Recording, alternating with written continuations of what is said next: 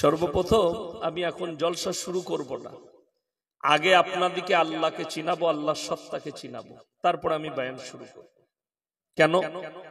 আমার বয়ান লিবার ক্ষমতা সবাই রাখে না, আমি এমনি গাল খাওয়া বক্তা, সবাই জানে।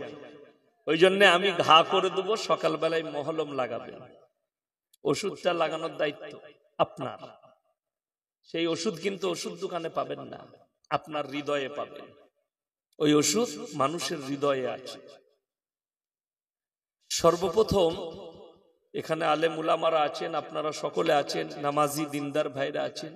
ইসলামে মেলা জায়েজ না হারাম? কথা বলে না? হারাম। সর্বপ্রথম এই জলসায় যেটা হারাম কাজ হয়েছে সেটা হচ্ছে রাস্তায় মেলা বসানো। আমাকে যারা দাওয়াত দেয় জেনে শুনে দাওয়াত দেয়, ভেবে বুঝে দাওয়াত দেয়। ইসলামে মেলা কেন হারাম? নারী পুরুষ, পর নারী আর পর পুরুষ যদি এক কাছে হয়, তৃতীয় নম্বর ব্যক্তি যার হাজিরি হয় তার নাম হচ্ছে শয়তান। আর কোরআনে সূরা ইউসুফের প্রথম পৃষ্ঠাতেই আছে, ইন্নাশ শাইতানা লিল ইনসানি আদুব্বুম মুবিন। শয়তান হচ্ছে মানুষের প্রকাশ্য দুশমন। আমি যখন ঢুকলাম, গাড়িটা ভুল করে ঢুকিয়েছিল, যাই হোক, মেলার মধ্যে দিয়ে পেরিয়ে গেলাম। ছেলে মেয়ে সব একসাথে বাজারে ঘুরছে। ঠিক বললাম না ভুল বলছি? এখানে শয়তানের কাজ কি? 5টা ছেলে রাস্তা দিয়ে যাচ্ছে, ওই মেলাতে ঘুরছে, 5টা যুবতী বিটি ছেলে ঘুরছে। শয়তান এদিকে বললে এ তো ভিড় ভাট্টা আছে, অসুবিধা নাই, একবার চালিয়ে দিই, মেরে দিয়ে পালিয়ে গেল। কথা বুঝাতে পারলাম না? পারলাম না? এটা হচ্ছে শয়তানের কাজ। এরপর আমাদের গুদা বাংলায় আছে, হিন্দিতে একটা কথা আছে, হাসি তো ফাঁসি। এই হাত মারাতে যদি কোনো মেয়ে একবার হেসে দেয় তা সে ফেঁসে গেল। তারপরে এই হারাম করা জলসায় সারা রাত বসবে না, খালি ওর পেছনে ঘুরে বেড়াবে ফোন নম্বরটা লিবার জন্য। তো শয়তান কত ভালো কাজ করে সেখানে। ওই জন্য মেলা হারাম। শুধু মেলা নয়, যে কোনো স্থানে নির্জনে একটা নারী, পর নারী আর পর পুরুষ যদি এক কাছে হয়, শয়তান সেখানে এন্ট্রি মেরে দেয়। আপনাদের অনেকের মনে মনে হবে, ওলিরা আপনাদের মতো মৌলবীরা আপনাদের কাছে হাজির হলে গোলমাল, আমার মতো মৌলবীর নিয়ত গোলমাল হবে। আমি মা বোনের দিকে আপনার দিকে বলে যাচ্ছি, যদি বলেন আপনারা তো ওলি লোক, নামাজ পড়েন, পরেজগার, হাদিস কোরআন জানেন, আপনাদের নিয়ত কেন খারাপ হবে? আচ্ছা, নবীরা নিষ্পাপ না নিষ্পাপ নয়? জোরে বলুন। নবীরা জান্নাতি, নবীরা নিষ্পাপ। সূরা ইউসুফে আছে, ওয়ালাকাদ হাম্মাত বি ওয়া হাম্মা বিহা লাউলা আরআ বুরহানা রাব্বি। কোরআন এটা। ইউসুফ নবী বলছেন, যখন জুলাইখা আমার সামনে বেবস্ত্র হয়ে দাঁড়ালো, কিছুক্ষণের জন্য শয়তান আমাকে ধোঁকা দিয়েছে, আমার আল্লাহ আমাকে বাঁচিয়েছেন। ইউসুফ নবী বলেছে সেই নারীকে, ক্বালা মাআযাল্লাহ ইন্নাহু রাব্বি আহসানা মাসওয়াই ইন্নাহু লা ইফলিহুজ জালিম। আমার আল্লাহ আমাকে কুয়ো থেকে তুলে বাদশার ঘরে লালিত পালিত করেছে, আমার আল্লাহ মেহেরবানি করেছে, আমি কেমন করে জুলুম করতে পারি। ইউসুফ নবীকে আল্লাহ তাআলা নিজের কুদরতে বাঁচিয়েছিলেন। জোরে বলুন সুবহানাল্লাহ। কিন্তু আপনার আমার যে আমল, আল্লাহ আমাদেরকে বাঁচাবে না। নিজেদের আমলে নিজেদের সেফটিতে বাঁচতে হবে। আর সেফটি হচ্ছে যেখানে হারাম কাজ হবে সেটা ইসলামে দাখিল হবে না। এখনই মহসিন ভাই দোয়া করে গেল, আমার কাছের মানুষ, অনেক জলসা করি একসাথে, মুর্শিদাবাদ জেলায় প্রায় জলসাই থাকে, দোয়া করে গেল। আমি বলছি দোয়া কবুল হবে না। তার কারণ মেলা, যেখানে জিনার মতো পাপ হয়। আপনি আমি মনে করি সাধারণ লোক ভাবে জিনা করা মানে হচ্ছে শারীরিক সম্বন্ধ। না, নট। হাতের জিনা, চোখের জিনা, মুখের জিনা, কানের জিনা, নফসের জিনা, পায়ের জিনা, শারীরিক জিনা। বাজারে যে ছেলেটা চোখের দ্বারা একটা মেয়েকে খারাপ নজরে দেখলো, ওটা চোখের জিনা হবে, পাপের নজরে দেখবে। আপনি একটা মেয়েকে দেখলেন, আমি তো দেখলাম, এরা এমনি ঘুরতে পাই না, দেখছি মেলাটায় ঠোঁট পালিশ, গাল পালিশ, চুল ফেলিয়ে নতুন, মনে হচ্ছে বিয়ে ঘর, এমন ড্রেস পরে মেলাতে ঘুরছে। আমি গাড়িতে বসে দেখলাম, আমি চিন্তা করলাম, এই যতগুলো মহিলা নিজেদের শরীর দেখিয়ে এই বাচ্চা বালিগ মহিলারা ঘুরে বেড়াচ্ছে, শুধু এরা পাপী নয়, এদের মা এদের বাবা সবাই পাপী। চ্যালেঞ্জ ছুড়ে বললাম, কেন তুমি বলেছো এই ড্রেসটা পরে যা, তুমি বলনি যে মেলা তো যাওয়া যাবে না। কয়েক হাজার লোক বসেছে, আমার মাদ্রাসায় জলসায় যাবেন 2 বছর 3 বছর পর পর জলসা করি, 20,000 25,000 থেকে 30,000 লোক খানা খায়। একটা মেয়ে রাস্তায় দেখাতে পারবেন না, 4টা চায়ের দোকান ছাড়া অন্য কোনো দোকান দেখাতে পারবেন। এটা চ্যালেঞ্জ দিলাম। মেয়েরা মহিলারা কোনখানে বসে জলসা শুনবে? 1 কেজি করে বিরিয়ানির প্যাকেট প্রত্যেকটা মহিলার কাছে পৌঁছায়, কিন্তু জানে না কোথায় বসে শুনলো। আর তাদের রাস্তাও চলার আলাদা, জলসায় আসার বাড়ি যাওয়ার রাস্তাও আলাদা। সেখানে পুরুষদের এন্ট্রি নাই। 40টা থানার পুলিশ বাবুরা থাকে সেফটি দেবার জন্য। বড় কষ্ট লাগে। আপনি নারীর মর্যাদা বুঝেননি। আমি কালকের জলসা কাঁথিতে ছিলাম, দীঘার কাছে। এইখান থেকে 500 কিলোমিটারেরও বেশি রাস্তা। আপনার এখান থেকে হরিহরপাড়া থেকে আপনি মারেন দীঘা, বুঝতে পারবেন 400, 450, 500 কিলোমিটার রাস্তা হবে এখান থেকে। আমি সেইখানে ছিলাম জলসায়। আমি কালকে বলেছি যে মুসলিম সমাজ 1 টাকা চকলেটের ইজ্জত বুঝেছে, কিন্তু নিজের বিটির, নিজের বিবির, নিজের মায়ের, নিজের বোনের ইজ্জত বুঝেনি। 1 টাকা চকলেট হরিহরপাড়া বাজারে কেউ যদি প্লেটে করে ছিলে বিক্রি করে, কেউ কিনবে না। ঠিক বললাম না ভুল বললাম? কেন? এটাই মাছি বসেছে, এটাই ধুলো পড়েছে, আপনি কিনবেন না। তার ইজ্জত নষ্ট খালি প্যাকেট থেকে ফেলে দেওয়ার কারণে। তুমি ভেবে দেখো, আল্লাহ তাআলা কোরআনে এত ইজ্জত দিয়েছে নারীকে, পুরুষদের নামে একটাও সূরা নেই। গোটা কোরআনে নারীদের নামে একটা সূরা আছে, সূরা নিসা। জোরে বলুন সুবহানাল্লাহ। এখানে আল্লাহ তাআলা নারীর মর্যাদা, নারীর ইজ্জত, মা আল্লাহ চিনিয়েছেন, বোন চিনিয়েছেন, ফুফু চিনিয়েছেন, ফুফা চিনিয়েছেন।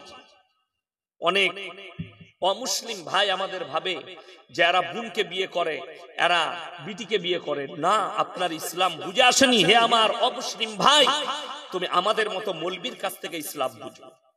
কোরআন খুলবেন, স্পষ্ট হয়ে যায়।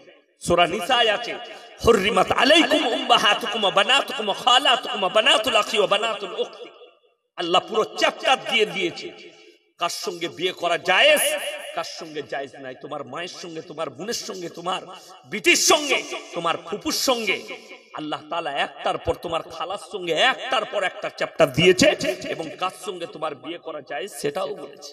আমি ইয়াসিন, আমি আমার নিজের ফুপুর মেয়েকে বিয়ে করেছি, তার সঙ্গে রক্তের সম্পর্ক আছে। কথা বলে না এরা? রক্ত সম্পর্ক নেই। আপনি চাচাতো বোনকে বিয়ে করেছেন, তার সঙ্গে আপনার রক্ত সম্পর্ক নেই। আপনার মামার মেয়েকে বিয়ে করেছেন, রক্ত সম্পর্ক নেই, জায়েজ। মায়ের পেটের বোনকে বিয়ে করা জায়েজ নাই। ইসলামটা না বুঝে মন্তব্য করা খুব খারাপ। 1 নম্বর গেল। 2 নম্বর, পৃথিবীতে যতগুলো মানুষ দেখছেন, আমি আল্লাহর সত্তা বুঝাচ্ছি, আল্লাহ কেমন সেটা বুঝাচ্ছি। এখন বর্তমানে কেউ যদি একটু পাওয়ার পায়, গ্রামের হোক, জেলার হোক, এলাকার হোক, অঞ্চলের হোক, পঞ্চায়েতের হোক, রাজ্যের হোক, দেশের হোক, পৃথিবীর হোক, সে নিজেকে মনে করে আমার থেকে বড় পাওয়ারফুল কেউ নেই। ঠিক কিনা? নিজেকে মনে করে আমি পাওয়ারফুল। জেনে রেখে দিবেন, বর্তমানে যতগুলো পৃথিবীর প্রেসিডেন্ট আছে, যাদের কাছে যতই শক্তি আসুক, ফেরাউনের মতো নেমো হারাম মিশরের মাটিতে দাঁড়িয়ে বলেছিল আলা রাব্বুকুমুল আলা, আমি হচ্ছি তোমাদের রব, আর আমার থেকে দামি লোক পৃথিবীতে কেউ নাই। আল্লাহ ফেরাউনের নিচুড়ে রস বার করে দিয়েছে। জোরে বলুন সুবহানাল্লাহ। আল্লাহ তার অস্তিত্ব মিটিয়েছে। নমরুদ ইব্রাহিম নবীকে আগুনে নিক্ষেপ করেছে। আল্লাহর হুকুমত পৃথিবীতে কিভাবে চলে বলে দিই। কোরআন খুললে পাবেন, ইব্রাহিম আলাইহিস সালাতু ওয়াস সালাম পৃথিবীর কোন মানুষের কাছে মদদ চাইনি, তিনি আল্লাহর কাছে প্রার্থনা করলেন, আল্লাহ তুমি নমরুদের অত্যাচার থেকে, তার আগুন থেকে হেফাজত করো। আল্লাহ তাআলা আগুনকে হুকুম জারি করলেন, কুলনা ইয়া নারু কুনি বারদাউ ওয়া সালামান আলা ইব্রাহিম, আগুন তুমি ঠান্ডা হয়ে যাও আমার ইব্রাহিমের জন্য, তার শরীরের একটা পশমকে জ্বালাবার ক্ষমতা তোমার নেই। জোরে বলুন সুবহানাল্লাহ। জ্বালাতে পারেনি, আগুন ক্ষান্ত হয়ে গেছে। চলুন, বর্তমানে পৃথিবীতে 15,000 থেকে 16,000 পরমাণু বোমা আছে, তার মধ্যে 5,500 পরমাণু বোমা শুধু রাশিয়ার কাছে আছে, 4,428টা পরমাণু বোমা আমেরিকার কাছে আছে, কয়েক লক্ষ সেনা আমেরিকার কাছে, অত্যাধুনিক যুদ্ধ বিমান, ফাইটার জেট, আপনার হেলিকপ্টার, কয়েক লক্ষ দামি দামি সেনা। আমার ভাই, আল্লাহর কুদরত এত, আল্লাহ মেহেরবান। ক্যালিফোর্নিয়ায় এমন এক আগুন লেগেছে, 5 দিন 75,000 সেনা আগুন নেভানোর জন্য জুড়ে গিয়েছিল। 5 দিন পরে তাদের 75,000 সেনা হাঁটু গেড়ে দিয়েছে কুদরতি বালার কাছে। জোরে বলুন সুবহানাল্লাহ। একটা এমপি যদি আপনাদের এখানে আসে, তার কাছে Y+ ক্যাটাগরির বডিগার্ড থাকে, ঠিক বললাম না ভুল বললাম না? তাকে আপনি স্পর্শ করতে পারবেন। একটা প্রেসিডেন্ট, তার কাছে Z+ ক্যাটাগরির বডিগার্ড, তাকে কেউ স্পর্শ করতে পারবে না। আল্লাহর কসম করে বলছি, পৃথিবীর যত দামি বডিগার্ড আছে আর পৃথিবীর যত অত্যাধুনিক হাতিয়ার আছে, তাদেরকে লেস করে দিয়ে তোমাকে যদি ঘেরা টোপে রাখে, তারপরও মালাকুল মউত তোমার কাছে পৌঁছাবে। ঠিক কিনা কথা বলে? মৃত্যু থেকে কেউ বাঁচতে পারবে না। আল্লাহ তাআলা এই মানুষের জন্য একটা মারাত্মক কথা কোরআনে বললেন, এটা প্রত্যেকটা মুমিন নয়, পৃথিবীর মানুষের স্মরণ করা দরকার।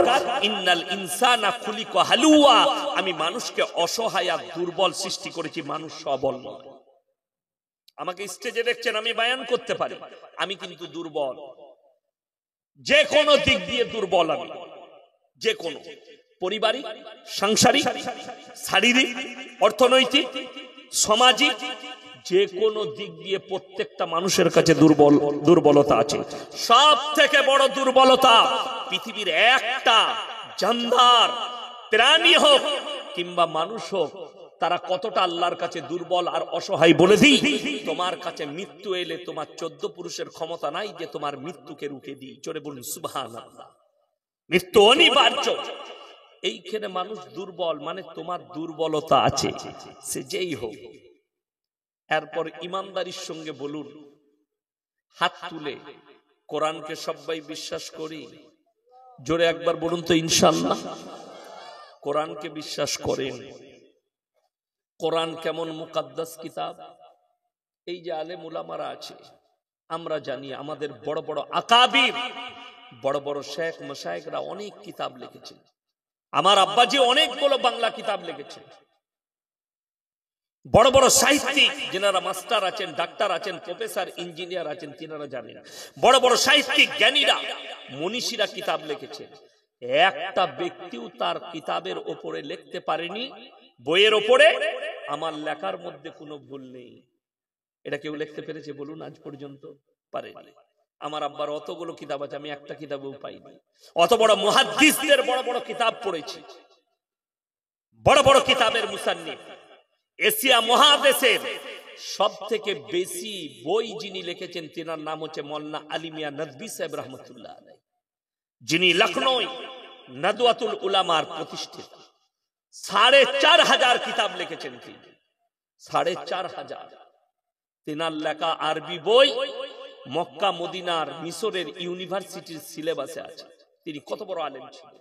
এইরকম বহুজন লিখেছেন, তার হেডিং এ কেউ লিখতে পারেনি যে আমার লেখার মধ্যে কোনো ভুল নেই। আল্লাহর কসম, আল্লাহ মুকাদ্দাস কিতাব রাসূলের কাছে কোরআন পাঠালেন। সূরা বাকারার প্রথমেই বললেন, যালিকাল কিতাবু লা রাইবা ফি, আমার এই কোরআনে বিন্দু মাত্র সন্দেহের কোনো অবকাশ নাই। জোরে বলুন সুবহানাল্লাহ। এটা সবাই বিশ্বাস করব? জোরে বলুন ইনশাআল্লাহ। এই মুসলমানরা ইনশাআল্লাহ জোরে বলে, কিন্তু আমলটা করি না। ঠিক বললাম না? এরপরে বাঁশগুলো দিয়ে একটা একটা করে ঘা করি। যখন কোরআনে বিশ্বাস এলো, আপনারা বলুন, এতগুলো মানুষ হাত তুলে বললেন যে আমার কোরআনের উপরে বিশ্বাস আছে। ইমানদারির সঙ্গে বলুন তো, সুদ খাওয়া হারাম না হালাল? হারাম। এটা এক বাক্যে বললেন। আপনি যদি নাও বলেন, কোরআন বলে দিয়েছে ওয়াহাল্লাল্লাহুল বাইয়া ওয়া হাররামার রিবা, সুদকে হারাম করেছি, ব্যবসাকে আল্লাহ হালাল করেছেন। জোরে বলুন সুবহানাল্লাহ। ব্যবসা হালাল প্লাস নবীজির সুন্নাত। জোরে বলুন সুবহানাল্লাহ। কিন্তু সুদ হারাম। এই যে সুদ হারাম আপনারা বললেন, তার মানে গোটা হরিহরপাড় থানায় একটাও মুসলমান আর সুদখোর নাই। ঠিক বললাম না ভুল বললাম? আছে না নাই? জোরে বলুন, আছে না নাই? আছে। এরপর বলুন, কোরআনে সুদ খাওয়াকে হারাম বলা হয়েছে। রাসূল আকরাম সাল্লাল্লাহু আলাইহি সাল্লামের হাদিস, কেউ যদি 1 টাকা সুদ খায়, সর্বনিম্ন স্তরের পাপ হচ্ছে নিজের মায়ের সঙ্গে 36 বার জিনা করার সমান পাপ হবে। জোরে বলুন নাউযুবিল্লাহ। এই পাপ জেনে শুনে যে মুসলমান সুদ খাচ্ছে, 1 নম্বর সে মায়ের সাথে জিনা করছে, 2 নম্বর সে আল্লাহর সঙ্গে যুদ্ধ ঘোষণা করলো না? যেহেতু কোরআনে নিষেধ করেছেন আমার আল্লাহ। আর এই নিষেধের পরে, জানার পরে যে মুসলমান সেই পাপ কাজ করবে, সে আল্লাহর বিরোধী কাজ করলো না? সেই লোক আর মুমিন থাকবে? কিন্তু দুঃখের বিষয়, আমাদের দেশে জুম্মার দিনে তারা আতর লাগিয়ে মসজিদে নামাজ পড়তে পায়। ঠিক বললাম না ভুল বললাম? সুদখোররা নামাজ পড়ে, মারাত্মক। তারা আবার আতরটা একটু দামি লাগায়, কেন ভেতরটা গোটাই গুয়ের গন্ধ, তো ওপরটা একটু ভালো আতর লাগায়। আল্লাহ মাফ করুন। আমি কেন বয়ান করছি? আমার চাকরি যাবার ভয় আছে? কথা বলে না? আমার কিন্তু চাকরি যাবার ভয় নাই। ইমাম সাহেবরা জুম্মার দিনে বয়ান করলে তাকে তুমি সকালবেলায় তাড়িয়ে দিবে। আমাকে যদি এখনই কমিটি বলে হুজুর এসব বয়ান করবেন, আমার গাড়ি রেডি আছে, নামবো, পালিয়ে যাবো, পয়সা ফেকো, তামাশা দেবো। আমি আবার যেখানে আসবো এই কথাটাই বলবো, নিতে পারলে নিবি, নাহলে আমাকে বাদ দিবি। আচ্ছা, আমি হক বললাম না হক বললাম? এটা সত্য বললাম না মিথ্যা বললাম? মৌলবীর কলার ধরা খুব সহজ, আমাকে গালি দেওয়াটা সহজ। আল্লাহর কসম করে বলছি, তুমি কোরআনের আয়াতটা কিভাবে কাটবে, রাসূলের হাদিসকে কিভাবে পরিবর্তন করবে। আজকে বেঈমান কাফেররা তাদের মেহনতে কামিয়াব, আমরা আমাদের মেহনতে নাকাম। জলসা করছেন, মাদ্রাসা জলসা, দাওয়াত ও তাবলীগ, কত মেহনত চলছে, তারপরও মুসলমান নাকাম। কেন? বেঈমান কাফেররা কিভাবে কামিয়াবি লাভ করেছে দেখে নে। তারা অর্থের সাহায্যে খেলেছে। সাহাবীদের কাছে অর্থটা মূল্য ছিল না, সাহাবীদের কাছে ঈমানের মূল্য বেশি ছিল। জোরে বলুন সুবহানাল্লাহ। আর আপনার আমার কাছে পয়সার মূল্য বেশি হয়েছে, ঈমানের মূল্য নাই। ঠিক বললাম?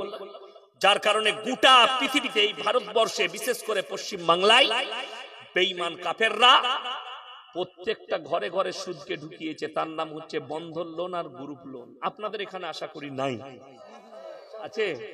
মাশাআল্লাহ, থাকা ভালো। তবে এতে কিছু হোক আর না হোক, মা বোনেদের একটা লাভ হয়েছে। 10টা করে মেয়েকে গ্রুপ করেছে আর একজনকে হেড করেছে। এই 9টা মেয়ে আবার তাকে ম্যাডাম বলে ডাকে। সে মনে করে বিরাট ব্যাপার, এমনি ম্যাডাম হতে পারিনি, সুদ খাওয়ার ম্যাডাম হয়েছে। নাউজুবিল্লাহ। ইমানদারির সঙ্গে বলুন, ইমাম সাহেবকে আপনি? জি মাশাআল্লাহ, ইনাকে আমি চিনি খুব ভালোভাবে। কি বুঝলেন? মুলাকাত আছে অনেক জলসায়। ইনার বেতন, আপনার বেতন কত? 9,000 টাকা। আচ্ছা, ইমানদারির সঙ্গে বলুন তো, একটা ব্যক্তি যে টোটো চালায় বর্তমানে, সে মিনিমাম রোজ 300 টাকা থেকে 500 টাকা ইনকাম করে। ঠিক বললাম না ভুল? খুব বেশি হলে 600 করে। আচ্ছা, আমি 500 করে ধরছি, 3×5 কত? 15,000। 1500, 15,000 30 দিনে যদি 500 করে রোজগার করে, ইমামের থেকে 6,000 বেশি। ইমানদারির সঙ্গে বলুন তো, ইমাম সাহেবের বউকে দেখেছেন গ্রুপ লোন করতে, বন্ধন লোন করতে? কত দুঃখের বিষয়। আমি রাসূলের হাদিস শোনাচ্ছি, আপনি বুঝতে পারবেন। আল্লাহর হাবিব সাল্লাল্লাহু আলাইহি সাল্লাম বললেন, যারা আল্লাহর রাস্তায় দ্বীনের পথে থাকবে, আমি আল্লাহ মৃত্যুকাল পর্যন্ত তাদেরকে ইজ্জতের রুজি দান করব। জোরে বলুন সুবহানাল্লাহ। আমাদের আলেম দিকে, ইমাম দিকে বেতন কম দিতে পারো, আমরা ইখলাসের সঙ্গে আল্লাহর উপর বিশ্বাস রাখি, যার কারণে ওর মধ্যেই বরকত। আর তুমি 20,000 রোজগার করো, তোমার বরকত নেই, বউকে রাস্তায় বার করতে হয়েছে। যা বেরিয়ে কোমরে কাপড় গুঁজে পেট আর পিঠ বার করে অফিসারের কাছে গিয়ে গ্রুপ লোন আর বন্ধন লোন নিয়ে আয়। তোমার বাড়িতে বরকত কি করে আসতে পারে? আপনি কি মনে করেছেন টাকা থাকলে তারা খেতে পায়? ফজরের পরে হরিহরপাড়া বাজারে যাবে, 100টা বড় লোক খালি আন্ডার প্যান্ট পরে সকালবেলায় ছুটে। টাকা আছে, খেতে পাই না। ঠিক বললাম না ভুল বললাম? টাকা আছে, খেতে পাই না, তারপর আল্লাহকে চিনো নি। বোম্বে টাটা মেমোরিয়ালে চলে যান, গলা দিয়ে পাইপ ভরা আছে, করোড় টাকার মালিক, ক্যান্সার, লিভার ক্যান্সার, খাবার মুখ দিয়ে খেতে পাই না, নরমাল খাবার যাচ্ছে, লিকুইড মাল যাচ্ছে পাইপ দিয়ে। আর আপনি হরিহরপাড়া গ্রামে বাস করেন, আলু চাষ করেন, পেঁয়াজ চাষ করেন, সবজি চাষ করেন, খেতে বসেছেন, ডাল আলু যা ঢুকেছে মাখিয়ে আপনি খেয়ে নিলেন। আপনি খেয়ে দিয়ে শুতে পাচ্ছেন, সবটাই হাত দিয়ে যেটাই জুটছে সেটাই খাচ্ছেন। আল্লাহর শুকর আদায় করুন সিজদায় পড়ে, আল্লাহ তুমি রুজি দান করেছো, তাও আবার হালাল। শুকর আদায় করুন। মুসলমান জানি না, বেঈমান কাফেররা তারা এমন মেহনত করলে ঠান্ডা মাথায় ঘরে ঘরে সুদ ঢুকালো। অনেক মেয়েরা আমাদের মতো মৌলবীকে অনেক নেমো খারাম গালি দিচ্ছে। কিয়ামতের দিনে মুলাকাত হবে, কিয়ামতের ময়দানে। আমি ইয়াসিন বলে যাচ্ছি, তোমাদের সঙ্গে মুলাকাত হবে কিয়ামতের ময়দানে। শুধু আমি একা নয়, তোমরাও হাজির হবে। শুধু আমরা নয়, আল্লাহ নবী পয়গম্বর রাসূলকেও দাঁড় করাবেন। ফালানাস আলান্নাল্লাযীনা উরসিলা ইলাইহিম ওয়ালানাস আলান্নাল মুরসালিন। সূরা আরাফের প্রথম পৃষ্ঠা বাড়িতে গিয়ে খুলে দেখে নেবেন। আল্লাহ রাব্বুল আলামিন বললেন, হে আমার নবী, শুধু মৌলবি মোল্লা পীর ফকির নয়, আমি পয়গম্বর রাসূল দিকেও দাঁড় করাবো, তাদেরকেও জিজ্ঞেস করব তোমরা দাওয়াত কিভাবে পৌঁছেছো, আর আমি তার উম্মতিকেও জিজ্ঞেস করব তোমরা গ্রহণ কিভাবে করেছো। আজকের এই হরিহর পাড়ার এই ময়দান আল্লাহর কাছে সাক্ষী থাকবে। তিনটে বক্তা, মহসিন, ইয়াসিন, ইউসুফ, এরা দাওয়াত দিয়েছে, তুমি এদের কাছ থেকে কি গ্রহণ করেছো না আমাকেও জিজ্ঞাসাবাদ করা হবে, আপনাকেও। আজকে মুসলমান জানে সুদ খাওয়া হারাম, সুদ খাচ্ছে। এর থেকে বড় আল্লাহর আর রাসূলের দুশমন পৃথিবীতে আর কেউ হতে পারে না। আপনার কাছে খাবার থাকবে না, আল্লাহর কাছে কাঁদবেন, আল্লাহ খাবার দাও, আল্লাহ হালাল রুজি দাও। আল্লাহর কসম খেয়ে বলছি, যাদের বিশ্বাস নেই যে আমার কাছে টাকা না থাকলে খেতে পাবো না, তারা নেমো খারাম, তারা মুমিন হতে পারে না। রুজির মালিক সকলে বলুন কে? আল্লাহ। আপনি যদি যান, আপনি খালি ভেবে দেখুন, আপনাকে খালি আমি মনে পড়িয়ে দিচ্ছি, একটা তিমি মাছ সমুদ্রের তলে 24 ঘন্টার ভেতরে বৈজ্ঞানিকরা বলছে, বিশেষজ্ঞরা বলছে 100 কুইন্টাল খাবার খায় 10 টন। কে রুজি দান করে? জঙ্গলে একটা হাতি 24 ঘন্টায় 10 কুইন্টাল খাবার খায়, কে রুজি দান করে? বিজ্ঞান বলছে 3 ভাগ প্রাণী পানির তলে আছে, সমুদ্রের তলে, 1 ভাগ স্থলে আছে। ভেবে দেখুন, এই পানির তলে সকলের রুজি আমার আল্লাহ মাপেন। জোরে বলুন সুবহানাল্লাহ। আর তুমি 50 গ্রাম চালের ভাত খাবে, 100 গ্রাম চালের ভাত খাবে, তোমার রুজি আমার আল্লাহ মাপতে পারবে না। শুনে নেন, জঙ্গলের হাতিরা ব্যবসা করে, কথা বলে না, বাঘরা ব্যবসা করে, তাদেরকে বিনা ব্যবসায় আল্লাহ রুজি দান করছে। আর তোমাকে ব্যবসার ব্যবস্থা করেছে, তুমি কারবার করবে, আল্লাহ তোমাকে পরীক্ষার জন্য পাঠিয়েছে। ইন্না জাআলনা মা আলাল আরদি যিনাতাল লাহা লিনাবলুয়াহুম আইয়ুহুম আহসানু আমালা। হে আমার নবী বলো, এই গোটা পৃথিবীটাকে সুসজ্জিত করেছি আমি আমার বান্দা বান্দির জন্য। জোরে বলুন সুবহানাল্লাহ। আমি খালি একটা জিনিস চাই, আইয়ুহুম আহসানু আমালা, তাদের মধ্যে থেকে ভালো আমল কে করে নিয়ে আসবে। আপনার জিন্দেগিতে কি করলেন আপনি? আপনারা বলুন তো, মদ খাওয়া হারাম না হালাল? আমি হরিহর পাড়ায় দেখি দিব, মুসলমান মদও খাচ্ছে, মদ বিক্রিও করছে। ঠিক বললাম না ভুল বললাম?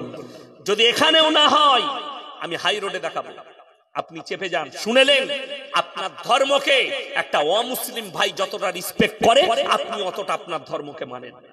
আমি প্রমাণ পেয়েছি মুর্শিদাবাদ জেলায়। আপনি হাই রোডে উঠেন, 34 নম্বর জাতীয় সড়ক বাইপাস ধরেলেন, পার করবেন পলসন্ডা মোড়, একটা ধাবা আছে, পাপ্পুদা ধাবা আছে না, পাঞ্জাবিদের 2 ভাই বসে আছে, ওদেরই আত্মীয়র হোটেল হচ্ছে শেরে পাঞ্জাব, পশ্চিম বাংলার হাইওয়ের উপরে সব থেকে বড় হোটেল কোলাঘাটে। কাল রাতে আমি চা খেলাম, কতটা রিসপেক্ট করে জানেন আমাদিকে। কালকে আমি কাঁথি থেকে এসে ওখানে দাঁড় করালাম, একটা স্যান্ডউইচ খাওয়ালো, একটা কফি, আমি আর আমার ড্রাইভার। এক কাপ কফির দাম হচ্ছে 55 টাকা। 55 টাকা, দারুণ খাবার। এই পাপ্পুদা ধাবায় 3টে বোর্ড লাগানো আছে। কটা বললাম? 3টে। নাম্বার 1, মদ পান করা নিষিদ্ধ। নাম্বার 2, মদ বিক্রি নিষিদ্ধ। নাম্বার 3, নো স্মোকিং, ধূমপান নিষিদ্ধ। এই 3টে বোর্ড লাগানো আছে। 3টাই হচ্ছে মুসলমানদের ঈমান বাঁচানো বোর্ড। তারা জানে আমরা যেখানটায় ব্যবসা করছি এখানে 75% মুসলমান, আর মুসলমানদের জন্য মদ স্পর্শ করা হারাম, তাই আমার মদ ব্যবসা করা যাবে না। এটা একটা পাঞ্জাবিদের ছেলে, তারা বুঝে গেল আপনার ধর্মকে, অথচ আপনাকে দেখিয়ে দেবো আমি এই বহরমপুর থেকে বেলডাঙ্গা, বেলডাঙ্গা থেকে ওমরপুর, হারামখোর মুসলিম ছেলে হোটেল করেছে, হারামখোর মদও খাই, মদ বিক্রি করছে। তুমি জেনে শুনে পাপ করছো, এর থেকে বড় রাসূলের দুশমন কেউ হতে পারে? মুসলমান কত নেমক হারাম বলে দিই। এই যে ইমাম সাহেব আছে আপনাদের, ইনি যদি হরিহরপাড়া বাজারে চায়ের দোকানে বসে চা খাবার পরে একটা সিগারেট খায়, ইনাকে ইমাম রাখবে না তাড়াবে? তাড়িয়ে দিবে, এর পেছনে নামাজ হবে না। সিগারেট খেয়েছে হুজুর, হুজুর খেলে হারাম, আর তুমি খেলে মকরু। কবরে যা খালি কেলানি রেডি আছে তোর লেগে। ওই জন্যই তো আমাদের দেশের এরা জানে হুজুর বিড়ি সিগারেট গুটকা খাওয়া কি, হুজুর বললে মকরু, তার মানে চালা, তাই তো? হুজুর বলেছে খেয়ে যা। বড় কষ্ট লাগে। আমাদের দেশের কিছু মুসল্লি আছে সকালবেলায় বিড়ি না খেলে তাদের হাগাই হয়, মসজিদের পায়খানায় ঢুকে হারাম করে বিড়ি টানছে। এই যে পানির বোতলটা, এটা আমাদেরকে পান করার জন্য দিয়েছে তো। যদি এখানে লিখে দেয় কমিটির লোক এটাই বিষ মিশানো আছে, এটা আর পান করা যাবে হারাম। জেনে শুনে এই বিষটাকে পান করা হারাম। আপনি যখন বুঝতে পাচ্ছেন এটাই বিষ মিশানো আছে, এটা পান করলে হারাম হবে, ভেবে দেখুন। বিড়ি সিগারেট গুটকা এই প্যাকেটগুলোয় মারাত্মক কথা লেখা আছে, ক্যান্সারের কারণ, হানিকারক। যতগুলো ভাই বসে আছেন, মা বোন বসে আছেন, আল্লাহর কসম খেয়ে বলছি, আপনাদের যার যেরকম শরীর, আমি থেকে, বক্তা থেকে, সভাপতি থেকে, ইমাম থেকে শুরু করে সাধারণ সকলের যে শরীরটা দিয়েছে, এটা আপনার আমার নিজস্ব প্রপার্টি নয়, আল্লাহ দিয়া নিয়ামত। ওই জন্যই তো মৃত্যুর কন্ট্রোল কার হাতে? আল্লাহর হাতে। তাহলে আপনি খেতে পারেন, শুচ্ছেন আপনি, কিন্তু আপনার জীবনটা চলছে আল্লাহর ইচ্ছায়। কথাটা ঠিক কিনা? তাহলে এই যে নিয়ামত আল্লাহ দান করেছে, এই নিয়ামতের যদি আপনি নিজে থেকে ক্ষতি করতে চান, অনেক লোক মেয়ে, সব থেকে বেশি গোলমাল মায়েদের, কি বলে, যদি একটু স্বামীর সাথে ঝগড়া হয়, কি বলে, আল্লাহ তুমি আমাকে তুলে লাও, বলে না? বলে না? একবারই গুনার কথা, এই কথা বলা যাবে না, এই কথা বলা যাবে না। মেয়েদের ঝগড়া হলে এই ভাষাটা রেডি আছে, শুধু আপনাদের দেশে লয়, গোটা পশ্চিমবাংলা, শুধু আপনাদের ঘরে লয়, মৌলবীর ঘরেও তাই। কি বুঝলেন? ঝগড়া হওয়া খালি, কি বুঝলেন? এটা মেয়েদের রেডি ভাষা, এই ভাষা ইউজ করা যাবে না। আপনার সঙ্গে আপনার বিবির দুটো কথা কাটাকাটি হলো, আপনি যদি বলেন আল্লাহ এই ঝামেলার থেকে আমাকে মৃত্যু দিয়ে দাও, চলবে না। মৃত্যুটা তোমার বাপের হাতের নয়, আল্লাহ তোমাকে নিয়ামত দিয়েছে, যতদিন হায়াত দিয়েছে তুমি উপভোগ করো, এবং তোমার জীবনের মূল্য দাও। জীবনের মূল্য, আপনি আপনার নিজে থেকে জীবনের ক্ষতি করতে পারেন না। ডাক্তারে যদি কেউ কি নিষেধ করে দেয় যে ভাই তোমার যা শরীরের কন্ডিশন, তোমার আর গরুর মাংস ছোঁয়া যাবে না, সেই লোক যদি জিদ করে গরুর মাংস খায়, সেই লোক আল্লাহর কাছে হিসেব দিতে হবে। কেন? ডাক্তারে নিষেধ করেছে আপনি আর গরুর মাংস খেতে পাবেন না, তোমার শরীরের তুমি নিজে থেকে ক্ষতি করতে পারো না। কেন? গরুর মাংস খাওয়া কিন্তু ফরজ নয়, হালাল। আপনি খেতে পারেন রুচি হলে, রুচি না হলে খাবেন না।